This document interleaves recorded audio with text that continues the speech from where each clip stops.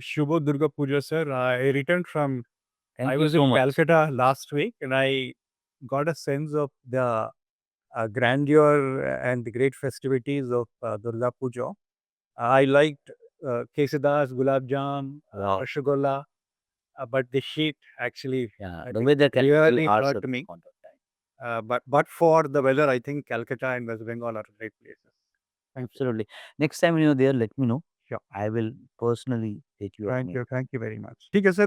Over the past 2 weeks, I've been talking to a lot of our students, and they say that the highlight of the last fortnight is the beginning of the SCM class, Acha. the SCM course. So I was wondering what is this about, and I wanted to have a conversation with you about that. In fact, what actually triggered my interest in this conversation is I was doing a case study on Kaivalya Vora, one of the founders of Zepto, and I thought, is that an e-commerce company or a logistic and a supply chain company? And I thought you're the right person to answer that. Let's begin with that, sir. What is the course about, and how relevant is it for students today? Okay. So actually, if you look at in today's, the point that we have make in India. So if I take my cue from there, Hmm. India is going to be playing as one of the key hubs for supply chain. And if I say what is this supply chain, so basically in a very simple word, a supply chain is basically an entire network of activities, information, money, material, everything flowing through a set of predefined channels to convert material into some product or service, which could be sent to the customer, which Hmm. the customer can buy or take, and therefore it involves whole lot of processes, intertwined processes. Hmm. And on top of that, if you see today's world, the technology, arena, I mean, there's so many technologies. If I talk about the 9 emerging technology, they're making this entire supply chain very interesting. Hmm. Jobs are getting created and there are new roles which are happening, Hmm. So if you look at the evolution of industry, the traditional supply chain based industries versus the quick commerce space like the Blinkits and Zeptos. So the processes are changing and there are certain capabilities getting added because of this technology. Hmm.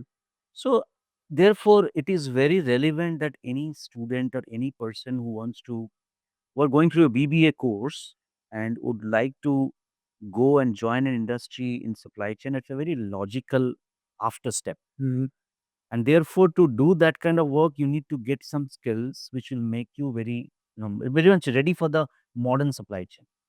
And this course is all about that, to kind of give those students those anchor points and a little exposure to the modern supply chain so that they're ready to take the challenges of the new rules Is that's that evolving right? today. Right. Sure. So you've been, I don't know if you would like the word, like for me to use the word veteran, but you've been in the IT industry. You've seen the evolution of the industry over the past 30, 35 years. Uh, Let me come back to the SCM thing specifically. What changes have you seen in the supply chain management or the supply chain infrastructure? Let's say about 10 years ago to what it is now. And if you can also do some crystal ball look at some of the changes that you will see, that you might see in the future. Okay. So let me give you a small example, because it will explain your point very quickly. If you look at the supply chain paradigm shifts, today we are talking about new business models. Mm. I mean, if you look at uh, Airbnb, Airbnb is a company which is into hotel business Mm. or leisure travel and stay business, but they don't even own a real estate. Mm. If you look at Tesla, they call it as a car, but they themselves call themselves a data management company. Mm. So the concept of the business process are changing. Mm. So one of the key difference that were there was in the 10 years back, the supply chain was more, you know, focused around doing certain activities from point A to point B.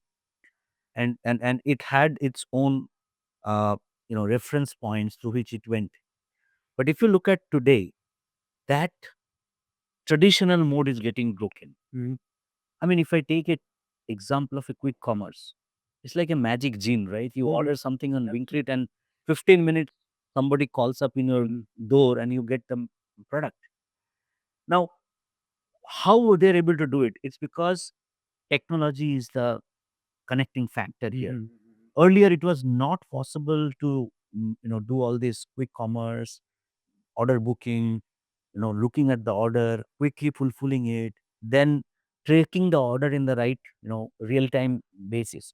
So I think today's supply chain is becoming more intrusive in the sense that you can go inside the supply chain to understand what really is happening. And that's where it is becoming more predictive. It is becoming more, I would say interesting. And it's also evolving to create new business models. I would probably, summarize Well, in that. fact, I was very surprised recently with the swiftness of their service. I made an order and it was delivered in 8 minutes. I actually asked the delivery man, "Do you have a warehouse in my apartment?" That's the Mohalla Yeah, inventory concept. absolutely, absolutely. So who are the major players, sir, for the benefit of Well, there are, our listeners? if I take every company as a supply chain department, if I take the large automotive manufacturing, Tata Motor, Mahindra, Hyundai, Hondas, and Toyotas. So they are the big manufacturing houses, and they are the kind of they have the best of the supply chain. And today supply chain is global, so you can source a product from somewhere, you can make in at one place, and then you can sell it another place. That's the beauty of supply chain today. Then if we come to some like pharmaceutical, CPG, FMCGs companies, Unilever, Procter and Gamble, look at the way they, source their material, they make their material and they sell. Market is global today. Your vendors are global today. So while these are some of the brick and mortar kind of a model, the other ones, the quick commerce one, the e-commerce, I mean, look at Amazon or look at Flipkart, the way they have penetrated inside our houses. True. With 2 clicks, probably you just buy a product. Absolutely. And Amazon, today Amazon is moving from a model. If you go to, something like an Amazon store, uh, which is in Seattle, you don't even have to actually carry any money.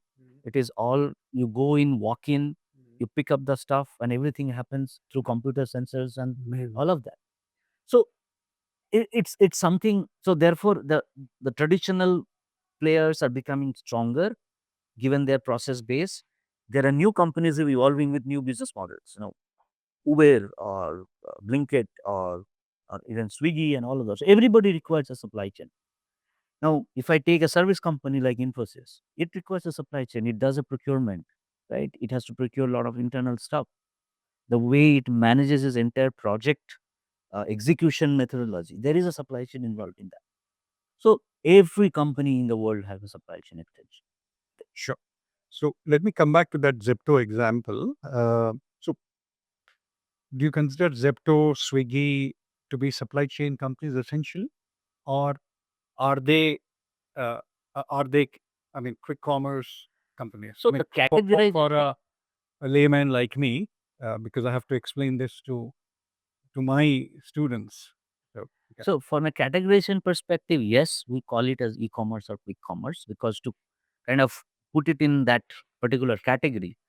But the model on which they are thriving is a robust supply chain management.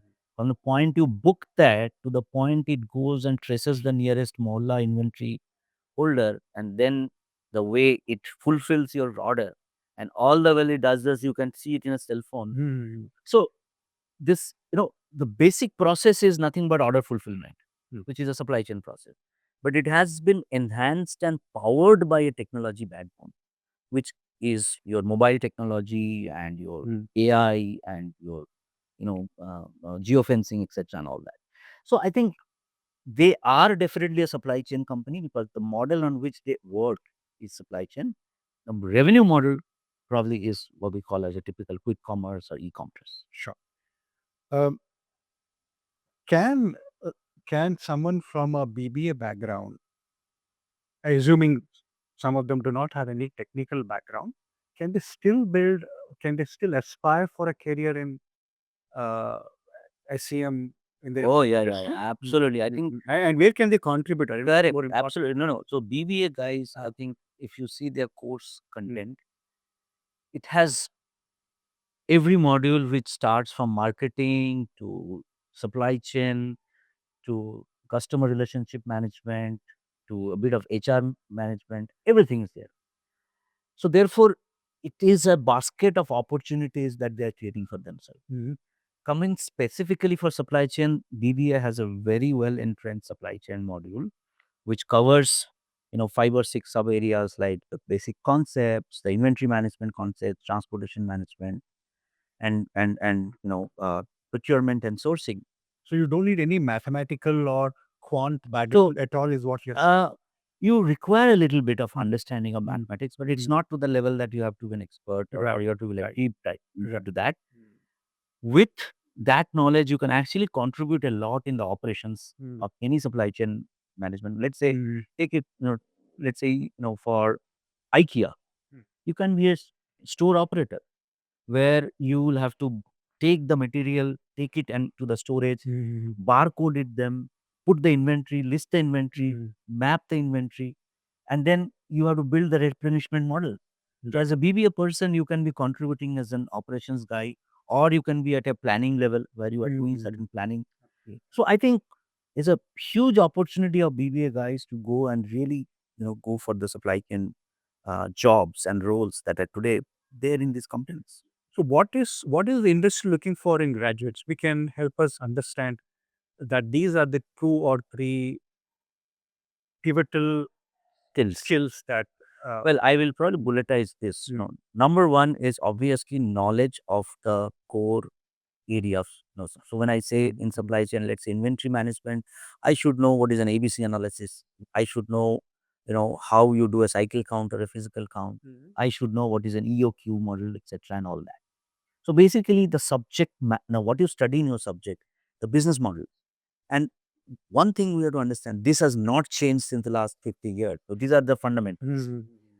The second skill I would definitely say is the understanding of technology and how technology is impacting these models. True. Right? Transportation. What is the transportation planning and how heuristic planning can help me to do a transportation planning, or how AI can help me to do some predictive maintenance, remote maintenance in the process. So understand how technology is enhancing this core business processes. It's not that they have to understand all technologies, one or two they can easily pick up. And third is obviously you have to be a good communicator, a smart communication, Interesting. and talk and articulate, because Mhm.